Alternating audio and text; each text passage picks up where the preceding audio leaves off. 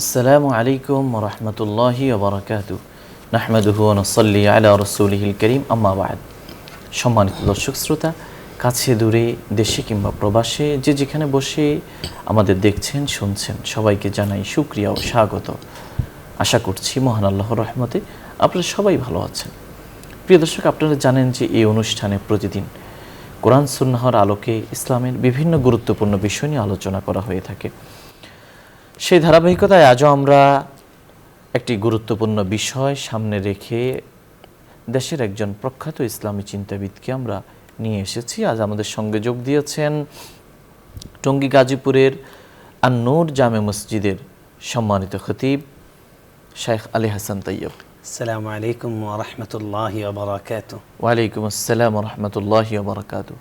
শাইখ কেমন আছেন? আলহামদুলিল্লাহ, হাইয়াকুমুল্লাহ, বারাকাল্লাহু ফীকুম। আপনি কেমন আছেন? আলহামদুলিল্লাহ। প্রিয় দর্শক, আজ আমরা যে বিষয়ে কথা বলবো সেটি হলো যুব সমাজের সমস্যা ও ইসলামের সমাধান। যুব সমাজের প্রতি সব দেশের, সব ধর্মের, সব দর্শনের বিশেষ ফোকাস থাকে, কেননা তারাই হলো মূলত একটি দেশের অন্যতম প্রাণশক্তি। এই যুব সমাজের প্রতি ইসলামও বিশেষভাবে দৃষ্টি দিয়েছে এবং আজকে আফসোস করে বলতে হয় যে আমাদের দেশ নয়, শুধু সারা পৃথিবীতেই যুব সমাজ তাদের যে করণীয়, তাদের যে গুরু দায়িত্ব তাদের উপর অর্পিত, সে দায়িত্ব থেকে অনেকটা পিছপা হয়ে আছে এবং তাদের সামনে কেন যেন শুধুমাত্র বৈষয়িকতা এবং ভোগ বিলাস আর তার নিজের সে কাঙ্ক্ষিত জৈবিক চাহিদা পূরণ ছাড়া খুব বেশি স্বপ্ন অনেকের কাছেই, অনেকের সামনে উপস্থিত নেই। আর যুব সমাজ নানাভাবে, নানা কারণে বিপর্যস্ত, ক্ষতিগ্রস্ত, ক্ষয়িষ্ণু অবস্থায় রয়েছে। কেউ কেউ নৈতিকভাবে অবক্ষয়ের কবলে রয়েছেন, কেউ কেউ রয়েছেন চারিত্রিকভাবে প্রচণ্ডভাবে সে নিজেকে পাপে নিমজ্জিত করে ফেলেছেন, কেউ কেউ রয়েছেন কর্মস্থান, তার চাকরি, তার ক্যারিয়ারের চিন্তায় বিভোর হয়ে তার ভবিষ্যতের কথা, তার দেশের প্রতি, ধর্মের প্রতি, পরিবারের প্রতি যে দায়িত্ববোধ, তার থেকে সে দূরে সরে যাচ্ছেন। আবার অনেকে আছেন হতাশাগ্রস্ত হয়ে নেশার জগতে, নিষিদ্ধ পল্লীতে পা বাড়াচ্ছেন। যুব সমাজের এহেন পরিণতি কোনো দেশের জন্য, কোনো ধর্মের মানুষের জন্য সুখকর নয়।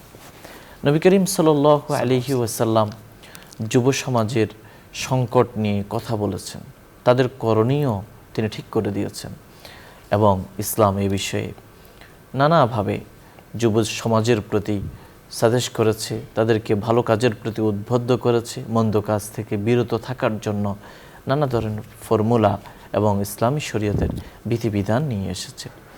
যুব সমাজের বর্তমান যে সমস্যাগুলো, সেগুলো চিহ্নিত করা আমাদের জন্য খুবই জরুরি। আমরা যারা যুবক রয়েছি এবং আমাদের যুবক ভাইয়েরা যারা রয়েছেন, তাদের জন্য সেই বিষয়গুলো জানা অত্যন্ত গুরুত্বপূর্ণ বিষয়। তাই আমরা আজ এটা মনস্থির করেছি যে যুব সমাজের সমস্যা এবং ইসলামের আলোকে তার সমাধান বিষয়ে আমরা একটি টপিক নিয়ে আলোচনা করব, যাতে করে আমাদের দেশের যুব সমাজ তাদের সমস্যাগুলো চিহ্নিত করতে পারেন, পাশাপাশি তারা তাদের সেই সমস্যাগুলোর সমাধান করতে পারেন। আমরা আর দেরি না করে আমরা আমাদের সম্মানিত অতিথির মুখ থেকেই এই বিষয়গুলো সবিস্তারে জেনে নেবার চেষ্টা করব ইনশাআল্লাহ। ধন্যবাদ। নাহমাদুহু ওয়া নুসাল্লি আলা রাসূলিহিল কারীম, আম্মা বা'দ। إن أصحاب الكهف والرقيم كانوا من آياتنا عجبا قال رسول الله صلى الله عليه وسلم يا معشر الشباب من استطاع منكم الباءة فليتزوج إلى آخر الحديث। খুবই দরকারি একটি বিষয়, বিশেষ করে যুব সমাজের এখন যে সংকট, এখন যে ক্রাইসিস, এখন যে সমস্যা, এটা শুধু আমাদের পরিবারেই নয়, আমাদের দেশেই নয়, বলতে গেলে পুরো পৃথিবীর একটা সমস্যা। এবং সব যুগেই যুব সমাজের সমস্যাটা, একটা জাতি যদি এগিয়ে যেতে হয়, একটা জাতি যদি নিজেকে নির্মাণ করতে চায়, যুব সমাজকে সঠিক পথে ফেরানো এবং তাদেরকে কাজে লাগানো, তাদের শক্তি, তাদের সম্ভাবনাকে যথাযথভাবে ব্যবহার করেই সেটা কেবল সম্ভব। আমরা জানি যে যুব সমাজ হলো আগামীর একটা রাষ্ট্রের মেরুদণ্ড। কারণ কবি বলেছেন 18 বছর বয়স দুঃসাহসে নাই মাথানো আবার ঝুঁকি। তো কবি যুব সমাজের কথা অনেক বলেছেন, আল্লাহ রাব্বুল আলামিন বলেছেন, রাসূল সাল্লাল্লাহু আলাইহি ওয়াসাল্লাম বলেছেন, যুবকদেরকে বিশেষভাবে তত্ত্বাবধান করা, তাদেরকে বিশেষভাবে যত্ন নেওয়া একটি পরিবারের খুবই গুরুত্বপূর্ণ একটি দায়িত্ব, একটি সমাজের, একটি রাষ্ট্রের অনেক বড় দায়িত্ব। এবং আমরা যদি মুসলমানরা একটা দেহের মতো একটা উম্মাহ, আমরা রাসূল শেষ নবীর উম্মত, সেই হিসেবে আমাদের খুব বড় একটি দায়িত্ব। এবং যুব সমাজ আমাদের কাঁধে একটা আমানত। বলা হয়, শায়েখরা প্রায়ই বলেন যে আশ-শাবাবু আমানাতুন ফি উনুকিল উম্মাহ, যুবকরা হলো এই উম্মাহ এবং এই জাতির কাঁধে একটি আমানত। যুব সমাজের যে সংকট, যে সমস্যাগুলো আছে, সেটা আমাদের চিহ্নিত করা, আমাদের নৈতিক দিক থেকে, আমাদের ধর্মীয় দিক থেকে, এবং আমাদের রাষ্ট্রকে যদি সত্যিকার সোনার বাংলা করতে হয় সেদিক থেকে খুব জরুরি। যুব মন্ত্রণালয় আছে এবং যুবকদের জন্য সামাজিক কাজ করে এরকম অনেক এনজিও আছে, কিন্তু যুবকদের এই অবস্থা কেন? আজকে বাংলাদেশে প্রতি 4 মিনিটে একজন করে, মানে প্রতি 3 জন গ্র্যাজুয়েটের একজন করে তারা এখন বেকার তৈরি হচ্ছে। কোটি কোটি যুবক আছে, তারা এইমলেস, তাদের কোনো বেকারত্বের অভিশাপ, নানান রকমের সংকট, তারা সুইসাইড করছে, তারা অকারেন্স ঘটাচ্ছে, তারা সমাজের মধ্যে ক্রাইম করছে। এই যে নানান রকমের দুর্ঘটনা ঘটছে, এটার পেছনে কারণ হলো যুব সমাজের যে সংকটগুলো, সমস্যাগুলো, সেটা নিয়ে কথা হচ্ছে না। আমরা শুধু যুব সমাজকে দোষারোপ করছি। আমরা যুব সমাজের বিভিন্ন সাইড নিয়ে, যখন একটা বড় অপরাধ ঘটছে সেটা নিয়ে হইচই হচ্ছে, সমাজবিজ্ঞানীরা কথা বলছেন, মিডিয়ায় কথা বলছে, কিন্তু যুব সমাজকে যে মৌলিকভাবে তাদের যে সমস্যাগুলোকে সেটা ভালোভাবে যথার্থভাবে চিহ্নিত করা, নিরূপণ করা এবং সেটাকে কিভাবে সমাধান করা যায় সেটা নিয়ে ডিসকাস করা, সেটা উদ্যোগ নেওয়া, সেই ব্যাপারটা আমাদের দেশে ঘটে উঠছে না। ইসলাম এই ক্ষেত্রে খুবই খুবই চমৎকার অনবদ্য ব্যবস্থা নিয়েছে। আমরা যদি যুব সমাজের সংকটগুলোকে দেখি, আমরা ছোট ছোট শিরোনামে দেখলে, প্রধান শিরোনামে দেখলে আমরা কয়েকটা ভাগে ভাগ করতে পারি। 1 নম্বর হলো যুব সমাজের নৈতিক সমস্যা। 2 নম্বর, যুব সমাজের কিছু সমস্যা আছে পারিবারিক সমস্যা, যুব সমাজের কিছু আছে সামাজিক সমস্যা, আর যুব সমাজের কিছু আছে অর্থনৈতিক সমস্যা। আমি এই 4টি ভাগেই মানে আমার গবেষণায়, আমাদের পড়াশোনায় আমরা এটাকে মৌলিকভাবে অধিকাংশ সমস্যা আশা করি এর মধ্যে এসে যাবে। প্রথম হলো নৈতিক সমস্যা, এটা সবচেয়ে বড়, এবং এই সমস্যাটা যদি আমরা মানে ঠিক করতে পারি তাহলে পরবর্তী যে 3টা সমস্যা আছে যুব সমাজের, সেগুলো এর হাত ধরে ঠিক হয়ে যাবে। সেজন্য এটাই সবচেয়ে বড় ফোকাস করব। নৈতিক সমস্যা কি? একটি সন্তান, একটি মানব শিশু যখন জন্ম নেয়, সে তার পরিবারে আমানত। রাসূল সাল্লাল্লাহু আলাইহি ওয়াসাল্লাম বলছেন, কুল্লু মাউলুদিন ইউলাদু আলাল ফিতরাহ, প্রতিটা নবভূমিষ্ঠ সন্তান, প্রতিটি নবজাতক, সে নেচারের ওপর জন্মগ্রহণ করে, অর্থাৎ সে একজন ভালো মানুষ হিসেবে জন্মগ্রহণ করে, ইমানদার হিসেবে যা হওয়া উচিত সেরকম কোয়ালিটি নিয়ে সে জন্মগ্রহণ করে। ওয়ালিদাহু ইউহাউইদানিহি ওয়া ইউনাসসিরানিহি আও ইউমাজ্জিসানিহি, তারপর তার বাবা মা তাকে ইসলাম থেকে দূরে নিয়ে যায়, তাকে এটা বানায়, তাকে ওটা বানায়, এরকম করে রাসূল সাল্লাল্লাহু আলাইহি ওয়াসাল্লাম চিহ্নিত করেছেন। এখান থেকে আমরা দেখতে পাচ্ছি যে এই যে যুব সমাজকে বানানো, এটা কিন্তু মা বাবার হাত ধরে হয়। মা বাবার হাত থেকে স্কুলে যায়, কলেজে যায়, তারপরে সে সমাজে বিচরণ করে। তো একটা সমাজে যুবকদেরকে নৈতিকতা বোধ সম্পন্ন গড়ে তুলতে হলে প্রথম আগে বাবা মার ওই জায়গা থেকে আগে মেরামত করতে হবে। ওই জায়গায় যদি ল্যাকিংস থেকে যায়, এটা পরবর্তীতে কোনোভাবে কাভার করা সম্ভব নয়। এবং এই কারণে রাসূল সাল্লাল্লাহু আলাইহি ওয়াসাল্লাম বলেছেন যে কুল্লুকুম মাসউলুন ওয়া কুল্লুকুম মাসউলুন ওয়া কুল্লুকুম মাসউলুন আন রাইয়াতিহি, কুল্লুকুম রাইন ওয়া কুল্লুকুম মাসউলুন আন রাইয়া, তোমরা প্রত্যেকেই দায়িত্বশীল আর তোমরা তোমাদের দায়িত্ব সম্পর্কে জিজ্ঞাসিত হবে। এবং সেখানে বলেছেন আর রাজুলু রাইন ফি বাইতিহি, একজন পুরুষ অভিভাবক, তিনি তার পরিবারের মধ্যে তিনি একজন দায়িত্বশীল, তাকে সে ব্যাপারে জিজ্ঞেস করা হবে। তাই বাবা মা তার সন্তানকে নৈতিকভাবে শিশুকাল থেকে সমৃদ্ধ, মার্জিত, উন্নত, শুচিসিদ্ধ করে গড়ে তোলা, এটা তার বাবা মায়ের দায়িত্ব। এবং এজন্য আল্লাহ রাব্বুল আলামিন কোরআনে বলেছেন, কু আনফুসাকুম ওয়া আহলিকুম নারা, তোমরা নিজেদেরকেও মানে জাহান্নামের আগুন থেকে বাঁচাও এবং সন্তানদেরকেও জাহান্নামের আগুন থেকে বাঁচাও। তাই নৈতিকতার সংকট কি? যেমন ধরুন, আজকের একটা ছেলে, একটা মেয়ে, সে সামান্য একটা A+ পায়নি, সে কিন্তু A গ্রেড পেয়েছে, A+ পায়নি, এই জন্য সুইসাইড করে মারা যাচ্ছে। সে কি জানে যে তাকে দুনিয়াতে আনতে গিয়ে এবং তাকে এই ক্লাস 10 পর্যন্ত আনতে গিয়ে তার বাবা মা এবং এই সমাজের, এই রাষ্ট্রের, সরকারের কত ইনভেস্ট আছে, তার পেছনে কত শ্রম আছে, এবং সর্বোপরি আল্লাহ রাব্বুল আলামিন তাকে আশরাফুল মাখলুকাত, শ্রেষ্ঠ একটা জীব হিসেবে তৈরি করেছেন। সে নিজেকে নিজে, তারপরে দেখা যাচ্ছে কি সামান্য ঠুনকো বিষয়ে মান অভিমান, বন্ধুত্ব, ছেলে মেয়ে অভিমান করে, প্রেমিক প্রেমিকার উপর অভিমান করে, তারপর প্রেমিকা প্রেমিকার উপর অভিমান করে আত্মহত্যা করছে, তার নিজেকে ধ্বংস করে দিচ্ছে। শুধু তাই কেন, 2 টাকার জন্য বন্ধুকে খুন করছে, আর কত রকমের অপরাধ ঘটাচ্ছে, এবং এক একটা অপরাধ আরেকটার থেকে অভিনব উপায়ে হচ্ছে। আমরা যে সর্বশেষ আমরা কুরবানি ঈদে যে ঘটনাটা দেখেছি, যে একটি ছাগলকে কেন্দ্র করে কতগুলো অনৈতিকতার ঘটনা সেখানে ঘটেছে, যে তারা বলছে যে বিজ্ঞাপন ওই লোকটা ওই ছেলেটাকে দিয়ে করাচ্ছে যেন তাদের বিক্রিটা বাড়ে। এটা একটা অনৈতিক একটা কাজ, যে আপনি মানে বিজ্ঞাপন বানাচ্ছেন ফুলিয়ে ফেপে, দামি বিজ্ঞাপন বানিয়ে মানুষকে ধোঁকা দিতে চাচ্ছেন আপনার পণ্য বিক্রির জন্য, একটা ইবাদতের পণ্য। আবার সেও আবার সেটা দামি হয়েছে, এবং তার বাবার অবৈধ অর্থ, এবং পুরা বাংলাদেশ হইচই এবং সমস্ত মিডিয়ায় তোলপাড়, লোকটা চাকরি চলে গেছে, অনেক কিছু বেরিয়ে আসছে। এই যে এতগুলো ঘটনার পেছনে মূল কারণ কিন্তু প্রথম হলো নৈতিক। অনৈতিকতা পরিবার থেকে বেড়ে উঠেছে, বাবা মা লালন করেছে, সন্তানও সেটার মধ্যে দিয়ে বেড়ে উঠেছে। তো সে কারণে প্রথম আগে আমাদের নৈতিক সংকটটা দূর করতে হবে। নৈতিক সংকট যদি আমরা দূর করতে পারি, তাহলে আমাদের সমাজে আমাদের যুবকদের বেশিরভাগ সমস্যার সমাধান হয়ে যাবে। নৈতিক সমস্যার সমাধান কিভাবে আমরা করব? তাদেরকে সঠিক নৈতিকতার উপর গড়ে তোলা আমাদের দায়িত্ব। ইমাম গাজালি রহমতুল্লাহ আলাইহি বলেছেন যে একটি শিশু হলো সে একটা স্লেটের মতো, আপনি সেখানে কাগজ দিয়ে কি বলে চক দিয়ে যা আঁকবেন, যা লিখবেন তাই লেখা হবে। আপনি যদি বাংলা লেখেন বাংলা হবে, ইংরেজি লিখলে ইংরেজি হবে। এখন একটি মানব শিশু জন্মগ্রহণ করেছে, তার মধ্যে প্রথমেই আপনার আল্লাহর ভয় রোপণ করতে হবে, তাকে শেখাতে হবে, সত্য পথে চলতে হবে, সত্য কথা বলতে হবে। সততার জন্য আমরা সব ছাড় দিতে রাজি আছি, সততায় ছাড় দিতে রাজি নাই। আমরা বড় পীরের ঘটনা বা আব্দুল কাদের জিলানী রহমতুল্লাহ বিখ্যাত ঘটনা আমরা পাঠ্যপুস্তকে পড়েছি, যে তার মা তাকে বলেছেন সত্য বলবে, এবং সত্য বলার কারণে ডাকাত দল ভালো হয়ে গেছে। ঘটনা সত্য মিথ্যা আল্লাহ জানেন, কিন্তু এটা তো শিক্ষাটা সত্য। এবং বাদশাহ আলমগীর তিনি একজন বাদশাহ, তার ছেলেকে তিনি দেখলেন যে শিক্ষক অজু করছে আর শিক্ষক পা ধুচ্ছে, শিক্ষকের পায়ে লোটা থেকে বদনা থেকে পানি ঢেলে দিচ্ছে। শিক্ষক তো মনে করলেন বাদশাহ আজকে খুব রাগ করবে, যে বাদশার ছেলেকে দিয়ে আমি কাজ করে নিচ্ছি। বাদশাহ বললেন, না, আমি বরং বলবো আপনি ছেলেকে কেমন শেখাইয়াছেন। ছেলের তো উচিত ছিল পা দিয়ে শিক্ষকের পা ভালো করে ধুয়ে দিবে, হাত দিয়ে তার হাত দিয়ে ময়লা কষলে পরিষ্কার করে দিবে। তাহলে বাবা কীরকম নৈতিক শিক্ষা সন্তানকে দিয়েছেন।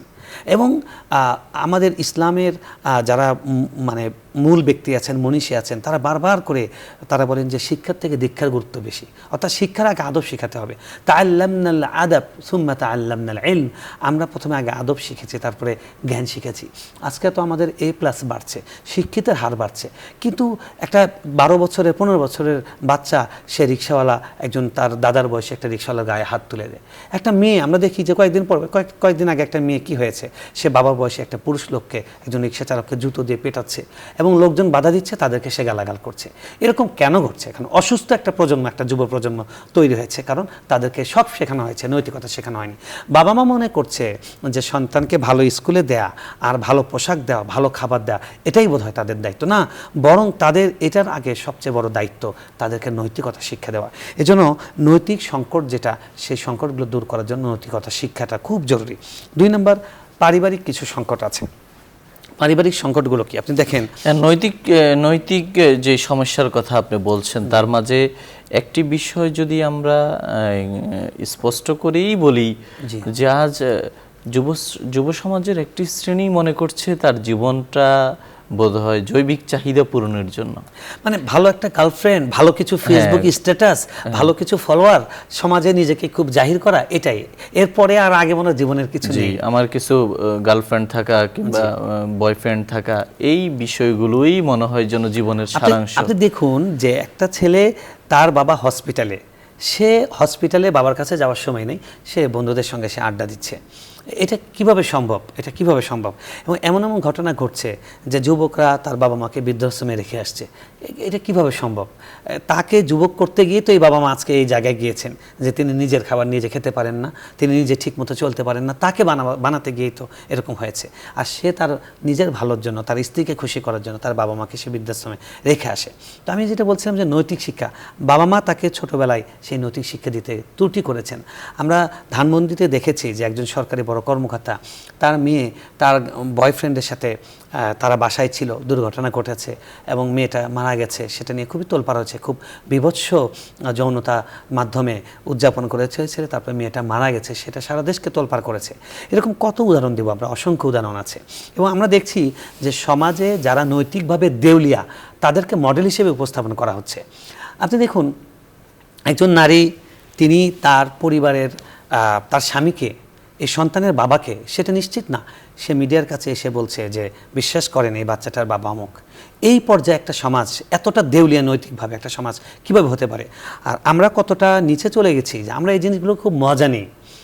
আর ফেসবুক এসে তো মানুষকে এমন করেছে যে ভালো জিনিসের প্রতি কোনো আগ্রহী নেই, খারাপ জিনিস নিয়ে মানুষ খুবই মজাবোধ করে এবং নিউজ তৈরি হচ্ছে, ভিউজ তৈরি হচ্ছে, যে নেগেটিভ নিউজ আমাদেরকে কি বলে, বিভিন্ন জায়গায় আমরা দেখি যে মিডিয়াতে মানুষ চায় কি নেগেটিভ জিনিস চায়। তো আসলে আমাদের যে নৈতিকতার অভাব একদম গোড়া থেকে, রাসূল সাল্লাল্লাহু আলাইহি ওয়াসাল্লামের কাছে যুবকরা এসছে, অর্থাৎ আপনি বলছেন যে এক্ষেত্রে সোশ্যাল মিডিয়ারও একটি ভূমিকা অনেক বড়, তাদের নৈতিকতা ধ্বংসের ক্ষেত্রে। হ্যাঁ, অর্থাৎ সোশ্যাল মিডিয়ার যে সঠিক ব্যবহার, এটা খুবই জরুরি একটি বিষয়। এটা কি কিন্তু আমরা পজিটিভলি যদি ব্যবহার করতাম এটা আমাদের জন্য ভালো হতো। হচ্ছেও কিন্তু কিছু দেখা গেছে যে একজনের রক্ত লাগবে, 5 ব্যাগ রক্ত লাগবে, কিছু বন্ধুরা ফেসবুকে স্ট্যাটাস দিচ্ছে, আধা ঘন্টার মধ্যে রক্ত জোগাড় হয়ে যাচ্ছে, এটা কিন্তু ভালো কাজেও ব্যবহার হচ্ছে। আবার আমাদের এই যুবকরাই কিন্তু মাশাআল্লাহ ভালো আছে, ভালোটাও বলবো, যে তারা দেখা গেছে বন্যা দুর্গত মানুষের পাশে দাঁড়াচ্ছে, একজনের চিকিৎসার জন্য 1 কোটি টাকা লাগবে, সেটা ফেসবুকের মাধ্যমে টাকা তুলে ফেলছে এবং বিভিন্ন ফেসবুক পেজ খুলে সামাজিক মানে তারা বিভিন্ন রকমের প্ল্যাটফর্মের মাধ্যমে সমাজসেবা কিন্তু করছে। তো আমরা বলবো যে নৈতিকতা যদি আমরা ভালো করে দিতে পারি, আমাদের যুবকরা এই কাজগুলোই করবে, এই ভালো কাজগুলোই করবে। এবং আজকে মাদকের মতো যে সমস্যা, সেটার পেছনে কিন্তু নৈতিকতা না থাকে, এটা একটা বড় কারণ। তারপরে আমরা যদি 2 নম্বরে যাই নৈতিক সমস্যার সাথে সাথে, সেটা হল পারিবারিক সংকট। পারিবারিক সংকটটা কি? মানে পারিবারিক সংকট বলতে আমি বোঝাতে চাচ্ছি যে পরিবার একটা যুবকের যে অসহায় দুর্দশা, সেই দুর্দশায় ফেলছে পরিবার।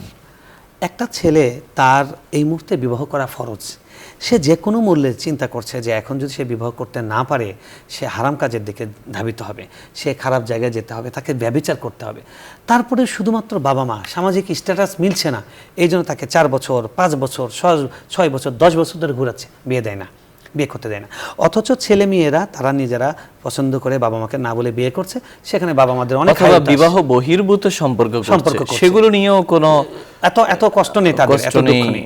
কিন্তু একটা ছেলে, আমি অনেক মানুষকে জানি, ভালো ভালো ছেলে পেলে, একটা ছেলে সরকারি চাকরি করে, তার বাবা তাকে আজকে 5 বছর ধরে ঘুরাচ্ছে। আমার কাছে উনি দুঃখ করলেন যে আমার বয়স আজকে 34 বছর চলছে, আমার বাবা আমাকে বিবাহ করতে দিচ্ছে না। আমি তাকে ফতোয়া দিলাম, এখন আপনার বাবাকে মানা ওয়াজিব নয়, এখন আপনার চরিত্র বাঁচানো ফরজ, আপনি আপনার বিবাহের পদক্ষেপ নেন, আপনিই তো বিবাহ করবেন, আপনার বাবা তো বিবাহ করবেন না। তো এগুলোর ক্ষেত্রে কিন্তু পরিবার অনেক বড় অন্তরায়। তারপরে দেখা গেছে কি যে একটা ছেলে, সে একটা কম বেতনের চাকরি পেয়েছে, সে 3 বছর ধরে বসে আছে, বাবা বলছে না এটা করা যাবে না। তারপরে একটা ছেলে, তার কোনো আগ্রহ নেই মেডিকেলে, সে ইন্টার পাস করেছে, তার বাবা মা চায় সে ডাক্তার হোক, সে পড়তে চায় ইঞ্জিনিয়ারিং, সে আর্টস পড়তে চায় তাকে সায়েন্স পড়ায়, সে সায়েন্স পড়তে চায় তাকে আর্টস পড়ায়। তো এই ধরনের সংকটগুলো পরিবার থেকে তৈরি করা হয় এবং পরিবার অনেক সময় অযাচিত চাপ তৈরি করে, প্রেশার তৈরি করে, যে ছেলে মেয়ে হয়তো দেখা গেছে যে পড়াশোনা শেষ হয়েছে, মানে এখনও চাকরি হয়নি, খুব ট্রাই করছে, সে আন্তরিকভাবে চেষ্টা করছে, পরিবার তাকে সারাক্ষণ কথা শোনায়, তোর মতো একটা সন্তান জন্ম দিয়ে আমি ভুল করেছি, মানে হতাশা তৈরি করে পরিবার, এবং পরিবার তাকে সবসময় তার মনটা ছোট করে দেয়। এটা কিন্তু একটা ক্রাইম, এটা একটা সামাজিক অপরাধ। আপনি একটা যুবককে, একটা সন্তানকে, একটা সমাজের একটা সদস্য, বাংলাদেশের একজন নাগরিককে আপনি উদ্বুদ্ধ করছেন যে সে যেন সুইসাইড করে, সে যেন খারাপ মানে বকে যায়, সে যেন নেশা করে নষ্ট হয়ে যায়, কারণ আপনি তাকে অনবরত প্রেশার ক্রিয়েট করছেন। আমরা দেখি যে পারিবারিক জীবনে যেটা হয় অনেক সময়, যে পছন্দে নিজেরা বিয়ে করেছে কিন্তু মা বাবা অমত ছিল, অথবা স্বামী স্ত্রী তাদের ব্যক্তিগত বা একান্ত নিজেদের বিষয়গুলো নিয়েও অনেক ক্ষেত্রে অনেক মা বাবা হস্তক্ষেপ করেন। খুবই গুরুত্বপূর্ণ পয়েন্ট এনেছেন যে দেখুন, মাত্র তারা বিবাহ করেছে, ছেলেটা বাবা মাকেও ভালোবাসে, স্ত্রীকেও ভালোবাসে, এবং দুইটা ভালোবাসাই তার জন্য জরুরি। স্ত্রীকেও ভালোবাসতে হবে, স্ত্রীরও হক আছে স্বামীর উপরে, ঠিক বাবা মাকে ভালোবাসতে হবে, শ্রদ্ধা করতে হবে, বাবা মারও হক আছে। এখন দেখা গেছে সে অফিস থেকে এসে সে মানে ভুল করে আজকে বইয়ের রুমে আগে গিয়েছে, এই জন্য মা কথা বলে না, এটা তো তার জন্য একটা অনেক বড় একটা প্রেশার। এবং অনেক যুবক আমাদের কাছে বলেন যে মানে আমরা ইসলামের এই যে হক, মায়ের হক আর স্ত্রীর হক, এই জায়গায় আমরা পারি না, এটা নিতে পারি না। কারণ মাকে খুশি করতে গেলে বউ নারাজ হয়, আর বউকে খুশি করতে গেলে মা বাবা নারাজ হয়। তো আমরা বলবো যে এই জায়গায়ও আমরা যদি সত্যিকার সঠিক শিক্ষাটা থাকতো বাবা মাদের মধ্যেও আমাদের মধ্যে, তাহলে আমরা চেক অ্যান্ড ব্যালেন্স করতে পারতাম। আমি বলতে চাই এখানে পরিবারের ক্ষেত্রে আরও কিছু আছে, যেমন ধরুন ছেলে মেয়ে বিবাহ করার পরে বাবা মার দায়িত্ব তাদেরকে আলাদা করে দেওয়া। এখন 3 ভাই বোন একসাথে এক বাড়িতে থাকে, প্রতিদিন ঝগড়া, প্রতিদিন ঝগড়া, প্রতিদিন ঝগড়া, কি কলহের মধ্যে আছে। মানে অনেক ছেলে, অনেক লোক মানে সুইসাইড করে, অনেক লোক পাগল হয়ে যায়, অনেক লোক নেশাখোর হয়ে যায়। এটা নিতে পারে না, এত প্রেশার। অফিস থেকে এসে একদিকে বইয়ের প্যারা, একদিকে মা বাবার প্যারা, একদিকে ভাই বোনের ঝগড়া সহ্য করতে পারে না। ছেলে মেয়েকে বিবাহ করে দিয়েছেন, আলাদা যাও। এবং উন্নত বিষয়টা আছে, তারা মানে ইন্টার পাস করা মাত্র তাদেরকে কলেজের লেভেলে যাওয়া, ইউনিভার্সিটি লেভেলে যাওয়া মাত্র বলে তোমার পর খরচ তুমি চালাবে। আপনি তাকে স্বাবলম্বী হওয়ার জন্য আস্তে আস্তে তাকে আপনি ট্রেন্ড আপ করুন এবং তাকে অভ্যস্ত করুন, তাকে এভাবে হওয়ার সুযোগ করে দিন। কিন্তু একবারে সন্তানকে হঠাৎ করে, এবং আরও আছে বাবা মা কি করে, বাবা মার অনেক কলহ কারণে সন্তানরা যুব সমাজে পারিবারিক, এটা একটা বড় কারণ। সেটা হলো বাবা মা নিজেরা সংকট তৈরি করে। সেটা কি তাদের দাম্পত্য কলহ, সেটা সন্তানদেরকে কি পরিমাণ যে চাপ, প্রেশার ক্রিয়েট করে। যারা মনোবিজ্ঞানী আছেন তাদের কাছে গেলেই জিজ্ঞেস করলে বুঝবেন যে বেশিরভাগ পেশেন্ট তাদের কাছে আছে যে বাবা মা যারা অধিকাংশ নেশাখোর তারাই হয়, তারাই ড্রাগ অ্যাডিক্টেড হয়, যারা দেখে যে পরিবারের মধ্যে বাবা মার মিল নেই। এই জন্য আমি সমস্ত অভিভাবককে অনুরোধ করব যে আমাদের সন্তানকে বাঁচানোর স্বার্থে আমাদের নিজেদের সংশোধন হওয়া দরকার। আমরা যেন খুব উত্তেজিত না হই স্বামী স্ত্রী, আমরা যেন একে অপরকে খুব অশ্রদ্ধা না করি। আমরা যদি একে অপরকে শ্রদ্ধা না করি তাহলে কিন্তু যুবকরা শ্রদ্ধাবোধ শিখবে না। তো পারিবারিক এই সংকটগুলো, আমাদের যুব সমাজের এই সংকটগুলোর পেছনে পরিবারই অনেকটা দায়ী। তাই আমাদের পরিবার থেকে সেই উদ্যোগটা নিতে হবে যে তাকে যথার্থ সাপোর্ট দেওয়া, তাকে সাহস দেওয়া, তাকে স্বপ্ন দেখানো। আমরা তোমার সাথে আছি, তুমি চেষ্টা করো। ঠিক আছে বাবা, তুমি 100 টাকা কামাই করেছো আজকে শ্রম দিয়ে, আলহামদুলিল্লাহ বাবা, তুমি কালকে আরও চেষ্টা করো। কিন্তু এটা বলেন না এই 100 টাকা কি আমি ফকিরকে ভিক্ষা দিব, তাহলে সে আঘাত পাবে। এই পয়েন্টটা আমি বলতে চাচ্ছি। 3 নম্বর, আমরা যদি আরও অনেক আছে, আমরা সংক্ষেপ করছি, সামাজিক কিছু সমস্যা আছে যুবকদের, যেটা সমাজ তৈরি করে। আমরা তো পরিবারের গুলো দেখালাম, সমাজও কিছু সংকট তৈরি করে। একটা ছেলে মেয়ে তারা প্রেম করছে ক্লাস 5 থেকে, সমাজের কারো কোনো সমস্যা নেই। কিন্তু একটা ছেলে মেয়ে তারা দুইজনই অ্যাডাল্ট, এবং তারা এখন বিবাহ করলে 1 বছরের মধ্যে তাদের বাচ্চা ধারণ হবে, তারা জন্ম দিয়ে সন্তান লালন পালন করার অ্যাবিলিটিও আছে। কারণ আমাদের মা, আমাদের দাদিরা তারা শত শত বছর ধরে সেটা করেছেন, সফলভাবে দেখিয়েছেন।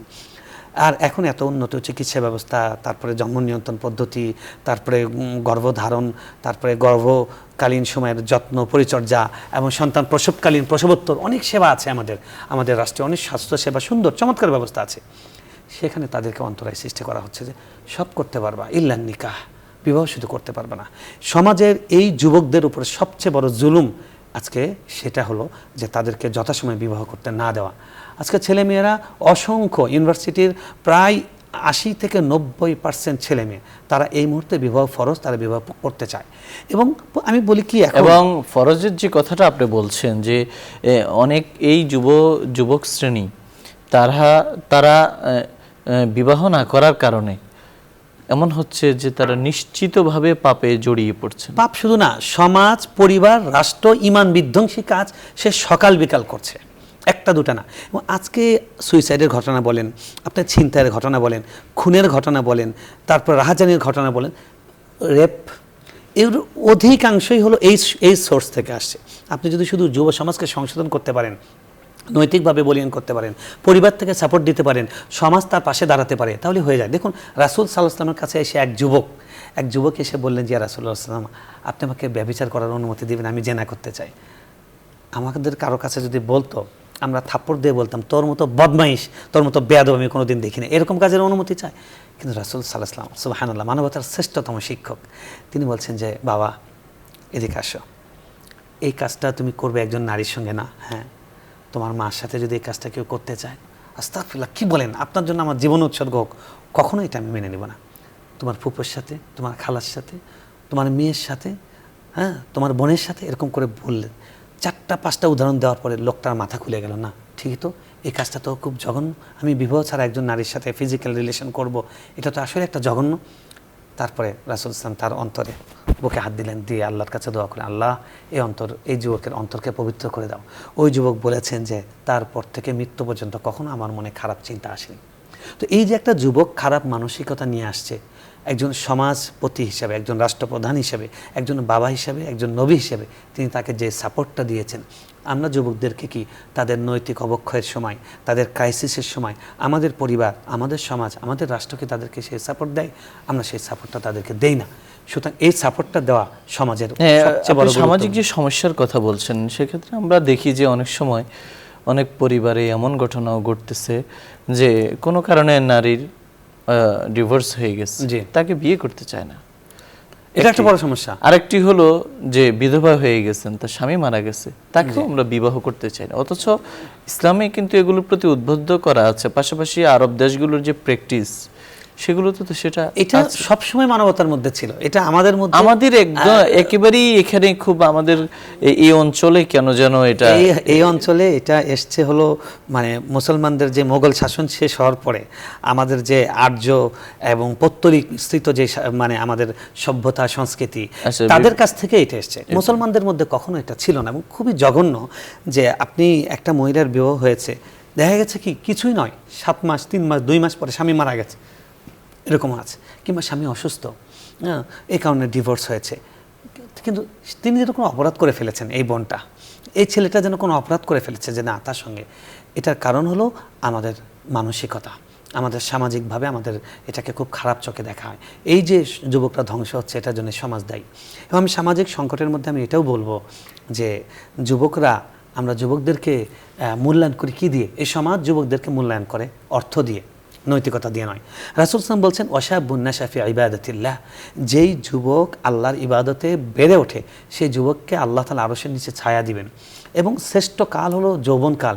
এই জন্য আল্লাহ জিজ্ঞেস করবেন ওয়াইন শাবাবিহি ফিমা আফনা, তার যৌবন সম্পর্কে জিজ্ঞেস করা হবে সে কোথায় কাটিয়েছে। তো এই যুবকের যৌবনটাকে সে যেন ভালো কাজে ব্যয় করতে পারে, সেটার জন্য সমাজ যেন কোনো অন্তরায় সৃষ্টি না করে। এবং আজকে তারা নেশার যে ব্যাপারটা, এটা নেশা কিভাবে, তারা নেশার জিনিস কিভাবে পায়, কিভাবে মায়ানমার থেকে নেশার উপাদান আসে, কিভাবে ভারত থেকে নেশার উপাদান আসে, সেই লোকগুলো এমপি হয়, সেই লোকগুলো কাউন্সিলর হয়, সেই লোকগুলো বিভিন্ন কিছু পারিপার্শ্বিক বিভিন্ন বিষয় আছে না। তো এই জিনিসগুলোকে একটা রাষ্ট্র কঠোরভাবে দমন করতে হবে। ইসলামের এটা উচিত যেন বাহির থেকেও যেন আমাদের দেশে আমাদের যুবকদের নৈতিকতা ধ্বংস হয়। আপনি যে পয়েন্টটা বলছিলেন যে অর্থনৈতিকভাবে আমরা মূল্যায়ন করার চেষ্টা করি, অথচ যুবকদের মধ্যে অনেকে আছেন অর্থনৈতিকভাবে স্বাবলম্বী নন, কিন্তু তার নৈতিকভাবে সে উন্নত, সে মানুষ হিসেবে সে অত্যন্ত উচ্চ মানের। আমি একটা চমৎকার উদাহরণ দিতে চাই। নেতৃত্ব গুণ তার হয়তো অনেক বড়। আচ্ছা, রাসূল সাল্লাল্লাহু আলাইহি ওয়াসাল্লাম আলী রাদিয়াল্লাহু তাআলা আনহু একজন যুবকের কাছে তার মেয়ে বিবাহ দিয়েছেন, যেই মেয়েকে বিবাহ করার জন্য কত ধনী ধনী লোকেরা প্রস্তুত ছিল। কিন্তু আলী রাদিয়াল্লাহু তাআলা আনহু আপাত দৃষ্টিতে তিনি বেকার, তার কোনো নির্দিষ্ট পেশা ছিল না, বিভিন্ন শ্রমের কাজ করতেন।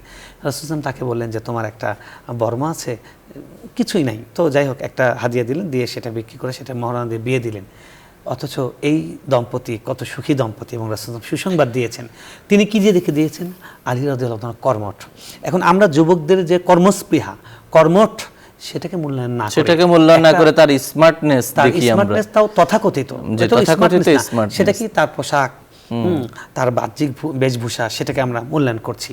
এটা কিন্তু সমাজের অনেক বড় একটা সংকট যুবকদের জন্য। এমন আপনি আলী রাদিয়াল্লাহু তাআলার প্রসঙ্গটা যে আনলেন, সেখানে আমরা এই সূত্র ধরে আমরা কিছু আলোচনা এদিকেও নিতে চাই যে ইসলামের প্রথম যুগে ইসলাম প্রতিষ্ঠিত হওয়া এবং সম্প্রসারণে যুবকদের যে ভূমিকা ছিল, এবং জিহাদ, যুদ্ধ, ইসলামের যে লড়াইগুলো হয়েছিল, তো প্রথম কারা ইসলাম গ্রহণ করেছিলেন? জি, একটা সমাজ এবং সভ্যতা অবশ্যই যুব সমাজের শক্তির উপরে গড়ে ওঠে, এবং এটার ইসলামের ক্ষেত্রে ব্যতিক্রম ঘটেনি। আপনি দেখুন, ইসলামের সেই সূচনাকালেই আলী রাদিয়াল্লাহু তাআলা আনহু ইসলাম গ্রহণ করেছেন, এবং মুসআব বিন উমাইর রাদিয়াল্লাহু তাআলা আনহু, তারপরে জায়েদ রাদিয়াল্লাহু তাআলা আনহু, বিভিন্ন সাহাবী তারা মদিনায় চলে গিয়েছেন।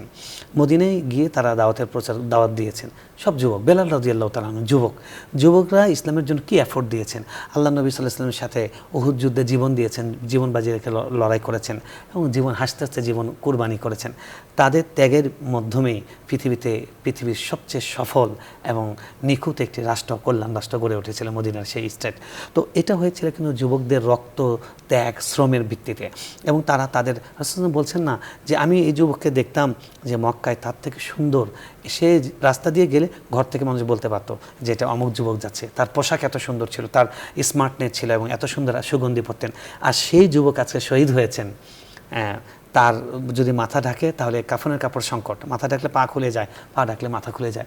রাসূল সাল্লাল্লাহু আলাইহি ওয়াসাল্লাম কাঁদতে কাঁদতে এই কথাটা বলছেন যে এই যুবক এরকম ছিল। তখন আল্লাহ আয়াত নাজিল করেছেন, ফামিনহুম মান কাদা নাহবা, আল্লাহর সঙ্গে ওয়াদা করে, আল্লাহর সঙ্গে চুক্তি করে সেই চুক্তিতে সফল হয়েছেন কিছু যুবক। তো এই যে যুবকের আল্লাহ প্রশংসা করেছেন, শুধু তাই নয়, আপনি আসহাবে কাহফের ঘটনা দেখুন, সূরা কাহফ এত বড় একটা ঘটনা, এই কাহফের গুহাবাসীর যে ঘটনা, সেই যুবকদের কথা আল্লাহ প্রশংসা করেছেন। এবং আপনি অনেক যুবকের কথা আছে। আপনি মূসা আলাইহিস সালাম, তিনি যৌবনকালে তিনি আল্লাহর জন্য কাজ করেছেন এবং অধিকাংশ নবী যৌবনকালে তারা আল্লাহর জন্য তারা সর্বোচ্চ ত্যাগ দিয়েছেন। এবং রাসূল সাল্লাল্লাহু আলাইহি সাল্লামের পারিবারিক জীবনের মাধ্যমে ইসলামের ঘরোয়া সব বিষয় তুলে ধরেছেন আমাদের আয়েশা রাদিয়াল্লাহু তাআলা আনহা, আম্মাজান আয়েশা রাদিয়াল্লাহু তাআলা আনহা। তিনি একজন যুবতী ছিলেন, তিনি তার মেধা, তিনি তার বুদ্ধিমত্তা, সেটা দিয়ে রাসূল সাল্লাল্লাহু আলাইহি ওয়াসাল্লামের কাছ থেকে উম্মতের জন্য যা যা দরকার, দাম্পত্য জীবনে একদম সিক্রেট বিষয়গুলো, আমাদের মহিলাদের যত মাসালা আছে, তাদের পিরিয়ড সংক্রান্ত, তাদের জন্ম সংক্রান্ত, জন্ম প্রসবোত্তর সময়কালীন সব কিছু আম্মাজানের মাধ্যমে এসছে। এটা কিন্তু তিনি একজন যুবতী ছিলেন, তার মাধ্যমে আসছে। এবং রাসূল সাল্লাল্লাহু আলাইহি ওয়াসাল্লাম যুবকদের নেতৃত্ব দিয়েছেন। উসামা বিন যায়েদ রাদিয়াল্লাহু তাআলা আনহু তাকে যুদ্ধের নেতা বানিয়ে দিয়েছেন। তখন ওমর আছেন, তখন আবু বকর আছেন, খালিদ বিন ওয়ালিদ আছেন। রাসূল বলে দিয়েছেন, আমি যদি কোনো হাবশি গোলামকেও যদি তোমাদের জন্য নেতা নির্বাচন করি, তোমরা সেটা মানতে তোমরা বাধ্য, ওয়াজিব আমিরের আনুগত্য করা, নেতার আনুগত্য করা, রাষ্ট্রপ্রধানের আনুগত্য করা। তো এই যে যুবকদেরকে তিনি এইভাবে সামনে বেরিয়ে দিয়েছেন। 40 জন যুবক তার কাছে এসছে এক এলাকা থেকে যে ইসলাম শেখার জন্য। রাসূল সাল্লাল্লাহু আলাইহি ওয়াসাল্লাম তাদেরকে ইসলাম শেখাচ্ছেন। যখন 40 দিন চলে গেছে, তিনি বললেন, তোমাদের বাড়িতে কে আছে? একজন বলছে আমার বাবা আছে, একজন বলছে আমার স্ত্রী আছে। রাসূলুল্লাহ বললেন, যাও, অনেক ইলম শিখেছো, এখন পরিবারের কাছে যাও, পরিবারকে সময় দিয়ে আবার ফিরে আসো। আপনি আমাদেরকে অনেক, এই যে যুবকদেরকে উনি হাত ধরে কিন্তু তত্ত্বাবধান করছেন। আমি বলতে চাচ্ছি যে আমাদের সমাজ এবং পরিবারের একটা দায়িত্ব, হাত ধরে তাদেরকে। এক্ষেত্রে রাষ্ট্রেরও দায়িত্ব আছে যে যুব সমাজের যে সংকট, তার যে সমস্যাগুলো চিহ্নিত করে সমাধানের পথ বের করা। চতুর্থ যেটা আমরা আসছিলাম যে অর্থনৈতিক সংকট, এই অর্থনৈতিক সংকটের ক্ষেত্রে আমরা রাষ্ট্রের কথাটা বলবো যে সরকারের দায়িত্ব যে মানে যুবকদের কর্মসংস্থানের ব্যবস্থা করা।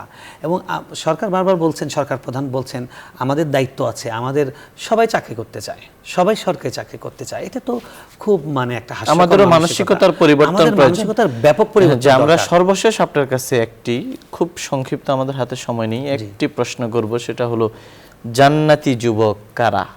সুন্দর বলেছেন। জান্নাতি যুবক তারাই যারা এই যৌবনের অপব্যবহার করে না, সদ্ব্যবহার করে। আমরা আমাদের যৌবনের শক্তিকে ইতিবাচক কাজে সমাজ, পরিবার, রাষ্ট্র এবং ইসলামের পক্ষে আমরা ব্যয় করব, আর খারাপ কাজ থেকে আমাদের এই শক্তিটাকে বিরত রাখবো। এভাবে যদি বিরত রাখতে পারি, ইনশাআল্লাহ তাহলে আমরা হয়ে যেতে পারবো জান্নাতি যুবক, আল্লাহর আরশের নিচে ছায়া লাভ করব। আল্লাহ তাআলা আমাদেরকে সেই সৌভাগ্যবান যুবক হিসেবে কবুল করুন। প্রিয় দর্শক, আলোচনার এই পর্যায়ে আমরা সংক্ষিপ্ত মোনাজাতে অংশগ্রহণ করব। আপনারা চাইলে আমাদের সঙ্গে মোনাজাতে শামিল হতে পারেন। اللهم أنت السلام ومنك السلام تباركت يا ذا الجلال والإكرام ربنا حينا بالسلام وأدخلنا دارك دار السلام اللهم أعنا على ذكرك وشكرك وحسن عبادتك ربنا ظلمنا أنفسنا وإن لم تغفر لنا وترحمنا لنكونن من الخاسرين ربنا لا تزغ قلوبنا بعد إذ هديتنا وهب لنا من لدنك رحمة إنك أنت الوهاب رب اغفر لي ولوالدي وللمؤمنين يوم يقوم الحساب اللهم آت نفوسنا تقواها وزكها أنت خير من زكاها أنت وليها ومولاها توفنا مسلما وألحقنا بالصالحين واجعلنا من ورثة جنة النعيم واغفر لي أبي واغفر لآبائنا وأحبابنا وأجدادنا وجداتنا ولمن له حق علينا হে আল্লাহ, হে পরওয়ারদিগার আল্লাহ, আমরা যে কথাগুলো বললাম আল্লাহ আপনি আমাদের যুব সমাজকে, আল্লাহ পুরা যুবক সমাজকে, পুরা উম্মতের যুব সমাজকে আল্লাহ আপনি সংশোধন করে দিন। আমাদের যুব শক্তিকে আমাদের এই প্রিয় মাতৃভূমি গড়ার কাজে, আমাদের দেশ এবং জাতি এবং উম্মা গড়ার ক্ষেত্রে কাজে লাগাবার তৌফিক দান করেন। আল্লাহ যুবকদের মধ্যে থেকেই ভবিষ্যতের নেতৃত্ব, ভবিষ্যতের সঠিক দিশা, সঠিক রাহবার, সঠিক ইমাম আল্লাহ আপনি বের করে দেন। আল্লাহ আপনি আমাদের যুবকদের যত সংকট আছে সেই সংকট উত্তরণের পথ আমাদেরকে বের করার তৌফিক দান করেন। সামাজিকভাবে, পারিবারিকভাবে, রাষ্ট্রীয়ভাবে আল্লাহ তাদের জন্য পথ সুগম করে দেন। রাব্বুল আলামিন আমাদের তরুণ তরুণীদেরকে, আমাদের যুবক যুবতীদেরকে আল্লাহ আপনার ভিত্তিতে তাকওয়াবান, মুত্তাকি, পরেজগার হওয়ার তৌফিক দান করেন। আমাদের সকলকে আল্লাহ জান্নাতি যুবক যুবতী হওয়ার তৌফিক দান করেন। জান্নাতে আপনার আরশের ছায়া লাভকারী সেই বান্দা হওয়ার তৌফিক দান করেন। রাব্বুল আলামিন আপনি আমাদের সকলকে নামাজি, আল্লাহ আপনার মাহবুব বান্দা হওয়ার তৌফিক দান করেন। নামাজ যথাসময়ে জামাতের সাথে পড়ার তৌফিক দান করেন। আল্লাহ আপনি আমাদেরকে সমস্ত বেহায়াপনা, সমস্ত নগ্নতা, সমস্ত অশ্রাব্য অশ্লীল কাজ থেকে বাঁচার তৌফিক দান করেন। রাব্বুল আলামিন আপনি আমাদের সকলের অন্তরে ভালো কাজের, ভালো আখলাক আমাদের রোপণ করে দেন। রাব্বুল আলামিন আপনি আমাদের সকলের পিতামাতাকে ক্ষমা করে দেন। রাব্বুল আলামিন আপনি আমাদের পিতামাতার কবরকে নূর দিয়ে ভরিয়ে দিন। যাদের বাবা মা কিংবা তাদের একজন বেঁচে আছেন তাদের ছায়াকে দীর্ঘ করেন। আল্লাহ আপনি আমাদের অসুস্থদেরকে সুস্থ করে দেন। আল্লাহ আপনি আমাদের অসুস্থদেরকে সুস্থ করে দেন। আমাদের মৃতদেরকে ক্ষমা করে দেন। আমাদের ঋণগ্রস্তদের ঋণ পরিশোধের ব্যবস্থা করে দেন। আমাদের বেকারদের আল্লাহ কারো কাজের ব্যবস্থা করে দেন। আল্লাহ আমাদের যারা ছাত্র ছাত্রী আছে তাদেরকে লেখাপড়ায় মনোযোগী করে দেন। আল্লাহ যারা বিবাহের জন্য অপেক্ষমান, আল্লাহ সেই তরুণ তরুণীদের উত্তম জীবনসঙ্গীর ব্যবস্থা করে দেন। আল্লাহ প্রতিটি ঘরে, প্রতিটি দাম্পত্য জীবনে সুখ, শান্তি, প্রশান্তি দান করেন। প্রতিটি ঘরকে জান্নাতের আলোয় বানিয়ে দেন, শান্তির আলোয় বানিয়ে দেন। রাব্বুল আলামিন সকলকে কোরআন পড়ার তৌফিক দেন, কোরআন বোঝার তৌফিক দেন, কোরআন মানার তৌফিক দেন। রাব্বুল আলামিন আমাদের দেশের উপর আপনার খাস রহমত নাজিল করেন। আল্লাহ ব্যবসায়ী ভাইদের ব্যবসায়ী বরকত দান করেন। আল্লাহ চাকরিজীবীদের চাকরিতে বারাকা দান করেন। এই আল্লাহ বিশেষ করে আল্লাহ বসুন্ধরা গ্রুপ এবং যারা এই ভালো কাজের পৃষ্ঠপোষকতা করে আল্লাহ তাদেরকে আপনি উত্তম জাযা দান করেন। তাদের এই নেক আমলকে কবুল করে দেন। আল্লাহ এটাকে কেন্দ্র করে তাদের সকলের জন্য হেদায়েতকে আম করে দেন। সারা পৃথিবীতে আল্লাহ আপনি হেদায়েতকে আম করে দেন। সারা পৃথিবীর মানবতার কল্যাণের ফয়সালা করেন। সমস্ত মজলুম মুসলমানদেরকে সাহায্য করেন। আল্লাহ সমস্ত ক্রাইসিস যে সমস্ত দেশে চলছে, রাজনৈতিক সংকট, সেগুলো দূর করে দেন। সমস্ত অস্থিরতা দূর করে দেন। আল্লাহ আপনি আমাদের জমিনে বারাকা দেন। আল্লাহ আপনি আমাদের জমিনে বারাকা দেন। আল্লাহ আমাদের আসমানি বিপদ উঠায় নেন, জমিনের বিপদকে দাফন করে দেন। রাব্বুল আলামিন বন্যা, নানান রকমের দুর্যোগ আমাদেরকে মাঝে মধ্যে আল্লাহ আঘাত করে। আল্লাহ এই দুর্যোগগুলোকে সহজে আমাদের কাটিয়ে ওঠার তৌফিক দান করেন। রাব্বুল আলামিন সুখী সমৃদ্ধশালী দেশ গড়ার তৌফিক দান করেন। সুবহানা রাব্বিকা রাব্বিল ইজ্জাতি আম্মা ইয়াসিফুন ওয়া সালামুন আলাল মুরসালিন ওয়ালহামদুলিল্লাহি রাব্বিল আলামিন। প্রিয় দর্শক, এতক্ষণ ধরে অত্যন্ত ধৈর্য সহকারে আপনারা শুনছিলেন আপনাদের প্রিয় অনুষ্ঠান আলোকিত প্রতিদিন। পুরো সময় আমাদের সঙ্গে থাকার জন্য ধন্যবাদ। ওমা আলাইনা ইল্লাল বালাগ। আসসালামু আলাইকুম ওয়া রাহমাতুল্লাহি ওয়া বারাকাতুহু।